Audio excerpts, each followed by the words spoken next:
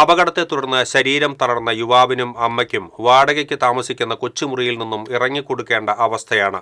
സുഹൃത്തുക്കളും നാട്ടുകാരും ചേർന്ന് കൂപ്പൺ അടിച്ചിറക്കി നിരാലംബരായ ഇവർക്ക് വീടൊരുക്കാനുള്ള ശ്രമത്തിലാണ്.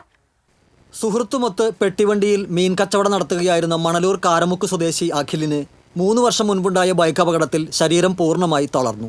നാട്ടുകാരുടെയും സുമനസ്സുകളുടെയും കാരുണ്യത്തിൽ നടന്ന ചികിത്സയെ തുടർന്ന് ഇപ്പോൾ കൈവിരലുകൾ ചെറുതായി അനക്കാൻ സാധിക്കും. സമീപ പ്രദേശങ്ങളിലെ സന്നദ്ധ പ്രവർത്തകർ ഫിസിയോതെറാപ്പി അടക്കം സൗജന്യമായി നൽകി അഖിലിനെ ജീവിതത്തിലേക്ക് കരകയറ്റാൻ ശ്രമിച്ചു. വീൽചെയറും സംഘടിപ്പിച്ച് നൽകി. വീട്ടുപണികൾക്ക് പോയിരുന്ന അഖിലിൻ്റെ അമ്മ അംബുജത്തിന് മകനെ ശുശ്രൂഷിക്കാൻ നിൽക്കേണ്ടതിനാൽ തുടർന്ന് ജോലിക്ക് പോകാൻ കഴിയാത്ത അവസ്ഥയായി.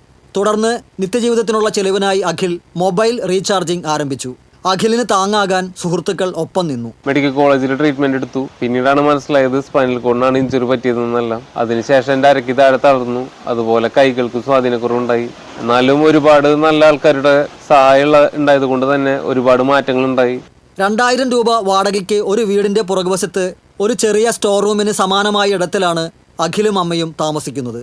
വീട്ടുടമസ്ഥർ ഒഴിയണമെന്നാവശ്യപ്പെട്ടതോടെ പെരുവഴിയിലാകുന്ന സാഹചര്യത്തിൽ അഖിലിനെ സഹായിക്കാനും നാട്ടുകാരെത്തി. ചികിത്സാ സഹായ സമിതി കേരളത്തിലെയും പുറത്തും വിദഗ്ധരായിട്ടുള്ള ഡോക്ടർമാരുടെ ചികിത്സ ലഭ്യമാക്കുന്നതിന് വേണ്ടിയുള്ള നടപടി സ്വീകരിച്ച് ആ ചെറുപ്പക്കാരൻ്റെ ജീവൻ രക്ഷിക്കാൻ വേണ്ടിയുള്ള നടപടി സ്വീകരിച്ചു.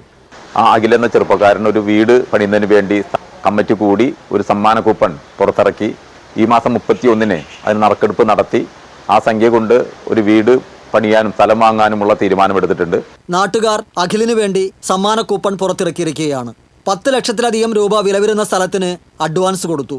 വീട് പണിയാനും സ്ഥലം രജിസ്ട്രേഷൻ നടത്താനുമുള്ള തുക സമ്മാന കൂപ്പൺ വഴി സ്വരൂപിക്കാനുള്ള ശ്രമത്തിലാണ് നാട്ടുകാർ.